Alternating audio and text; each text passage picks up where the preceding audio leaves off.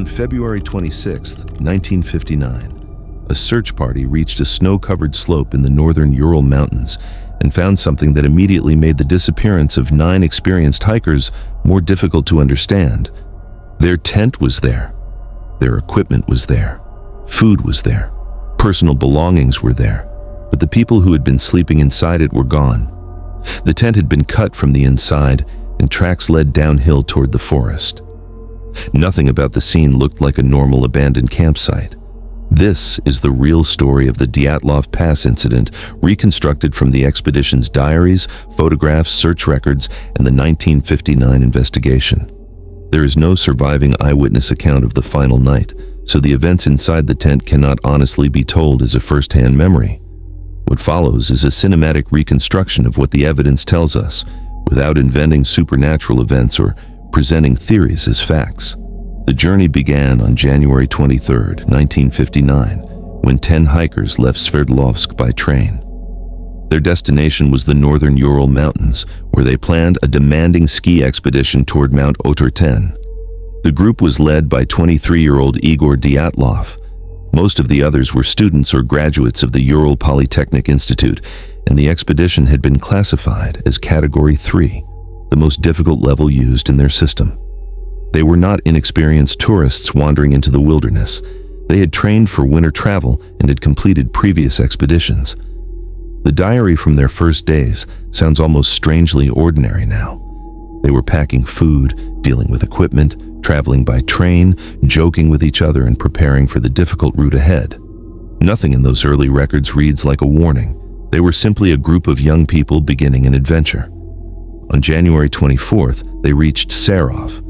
On January 25th, they continued north toward Ivdel and then Vizhai.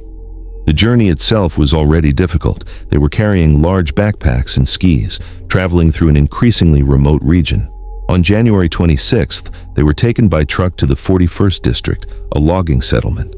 The following day, they continued toward an abandoned settlement known as Second Northern. There was already a problem inside the group. Yuri Yudin had developed a serious flare-up of pain affecting his back and sciatic nerve. He had experienced similar problems before, and continuing a difficult winter expedition in that condition would have been dangerous. On January 28th, Yudin made the decision to turn back. It was a decision that would separate him from the other 9 forever. Yudin later remembered the group and the journey through the evidence that remained, but while he returned toward civilization, the other 9 continued into the mountains. From January 29th through January 31st, the remaining hikers continued through the northern Urals, gradually moving toward the mountain pass that would later become associated with the name Dyatlov. Their cameras were recording parts of the journey, their diaries were recording the rest. And because of those records, investigators were eventually able to reconstruct much of their route. Then came February 1st. The group started late that day. According to the reconstruction in the case materials, they traveled only a short distance before establishing their final camp on an exposed slope. They had intended to continue toward Mount Oterten, but their position and the conditions made progress increasingly difficult. They began preparing their final campsite. They were on an exposed mountain slope. The daylight was disappearing, the temperature was falling, wind was moving across the mountain. Somewhere during that evening, the 9 hikers settled inside the tent. That is where the reliable record becomes much thinner. There is no surviving witness to tell us what happened next. At some point during the night, something caused the entire group to leave the tent. That fact is supported by the physical evidence. When investigators finally examined the campsite, they found many of the hikers' shoes, clothing, and personal belongings still inside. Food and equipment also remained. The evidence suggested that the tent had been abandoned suddenly. The tent had also been cut from the inside. That single detail became the center of the mystery. Imagine being one of the searchers on February 26th. You have climbed into an isolated mountain environment looking for 9 missing people. You finally locate their shelter. You expect to find some sign of them. Instead, you find an abandoned tent partially covered by snow. There is no one inside. There are belongings inside. There's equipment around the site, and outside, the snow contains a trail of tracks leading away from the tent. The searchers followed those tracks. They extended downhill toward the valley and the forest. The most disturbing thing about those tracks is not that they lead somewhere mysterious. They lead somewhere ordinary, toward the forest, toward lower ground, toward possible shelter. The problem is that the hikers had apparently left without being properly dressed for the conditions. Whatever they believed was happening at the tent, they apparently considered leaving more urgent than remaining inside. And that raises the question that has kept this case alive for more than 6 decades. What could make 9 experienced hikers leave their shelter in the middle of the night? Searchers began finding the answers one piece at a time. On February 26th, they located the tent. On February 27th, the bodies of Igor Dyatlov, Zenaida Kolmogorova, Yuri Doroshenko, and Yuri Krivonyshenko were found in different locations along the route away from the tent. The search continued for the remaining 5. The mountain was still covered in snow. Visibility and weather complicated the work. The investigators had to search an enormous wilderness area while trying to understand a sequence of events that nobody had witnessed. Eventually, the remaining 4 were discovered in a ravine. By then, all 9 members of the group were dead. The photographs taken by the hikers became especially important because they preserved the final days before the tragedy. There is something uniquely unsettling about looking at those images today. The people in them knew nothing about the future. They weren't posing for a historical record. They were taking ordinary photographs during a winter trip. The camera couldn't know what was coming. The hikers couldn't know either. And then the photographs stopped. The investigation that followed produced more questions than answers. The original 1959 investigation eventually concluded that the hikers had died because of an overwhelming or compelling force that they were unable to overcome. The case was closed on May 28, 1959. That wording became one of the reasons the mystery grew. It wasn't a satisfying explanation. It didn't tell the families exactly what had happened. It didn't explain the decision to leave the tent. It didn't provide a clear sequence for the final hours. And over the following decades, almost every imaginable theory appeared. People suggested secret military experiments. Some suggested unusual aircraft or lights. Others suggested an attack. Some even claimed the hikers had encountered a mysterious creature, but none of those ideas became established facts. The strongest modern explanations have focused instead on the environment. One prominent modern hypothesis proposes that a wind-deposited slab of snow may have become unstable above the tent. If the hikers believed the tent was threatened, they could have cut their way out and moved downhill to a safer location. Later research showed that the mountain's terrain and wind conditions could potentially allow such a snow slab to form, even though the slope did not look like the dramatic avalanche terrain people usually imagine. That explanation is important because it doesn't require the hikers to behave irrationally. Imagine being inside a tent at night. You hear something outside. You feel movement or pressure against the shelter.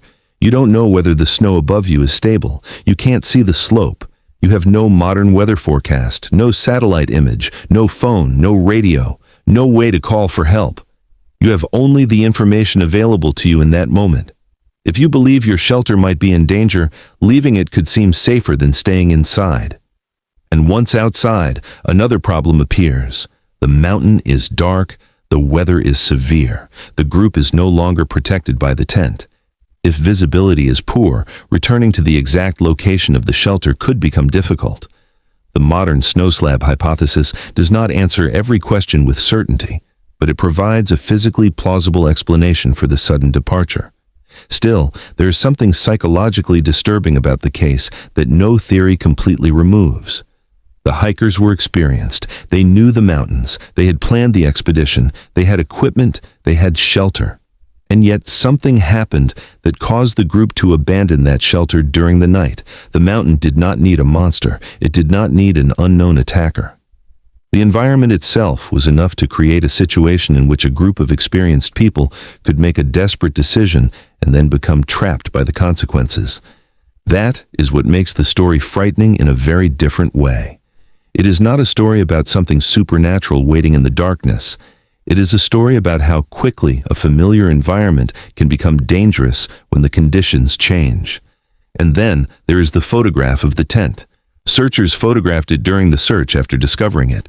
The image shows an ordinary canvas shelter sitting in an enormous snowy landscape. There is nothing supernatural visible. No creature, no mysterious figure, no obvious explanation, just a tent. But the people who had slept inside it were gone. That photograph became a kind of frozen ending to the expedition. The camera didn't capture the final moment. The tent didn't record the argument or decision that preceded the departure. There was no surviving witness to explain the fear, confusion, or reasoning of those 9 people. There is only the evidence they left behind. The photographs, the diaries, the tracks, the tent, and the mountains. More than 60 years later, researchers are still examining the case. The precise sequence of the final night remains debated, even though natural explanations have become much stronger than many of the sensational theories that circulated for decades. And that distinction matters. The Dyatlov Pass incident is real. The expedition was real. The 9 deaths were real. The abandoned tent was real. The photographs were real. The uncertainty is real. But a monster has never been proven. A secret attack has never been proven. A supernatural explanation has never been proven. What we actually know is already disturbing enough. On January 23rd, 10 people left Sverdlovsk. On January 28th, one of them turned back because of illness. 9 continued. On February 1st, those 9 established their final camp on an exposed mountain slope. During the night, they left the tent. On February 26th, searchers found that tent. On February 27th, the first 4 bodies were found. The remaining 5 were discovered later in the search. And by the end of the investigation, 9 people who had entered the mountains together would never return home. The mountain where they camped eventually became known as Dyatlov Pass. Not because they discovered it, not because they conquered it, because their disappearance permanently attached their name to the landscape. Today, when you look at the old photograph of that tent, it is tempting to search the background for something, a shape, a person, a shadow, some clue that everyone else missed. But the photograph doesn't give you one, and maybe that's why it remains so unsettling. There is no monster hiding in the frame. There is no face looking back. There's only an empty mountain and a tent that should have contained 9 people. They were experienced hikers. They were prepared. They had plans to continue their journey. They had families waiting for them. They had cameras documenting their trip. And they expected to go home. Instead, the last surviving record of their journey is a collection of photographs, diary pages, and an abandoned tent sitting alone in the snow. The mountain kept the rest of the story. And whatever happened during those final hours on the night of February 1st and into February 2nd, 1959, the people who could have explained it never came back to tell us.